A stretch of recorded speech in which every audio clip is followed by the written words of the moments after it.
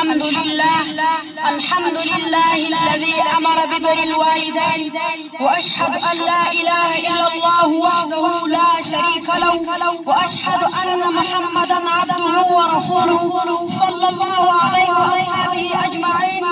محترم حاضرین و نامراد، زه ستاسې مخته په یو داسې موضوع په اړه خبرې کوم کوم چې د هر مسلمان ژوند کې ډېر ستر مقام لري.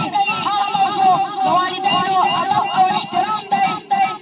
والدین زموږ د ژوند رښا او زموږ د وجود سبب دی او زموږ د سعادت لاره دی. الله تعالی په قرآن کریم کې فرمایي: وقضى ربك الا تعبدوا الا اياه وبالوالدين احسانا. ستا رب حکم کړی دی چې پرته له رب الحزب عبادت کوئ او د مور او پلار سره ښه چلند وکوئ.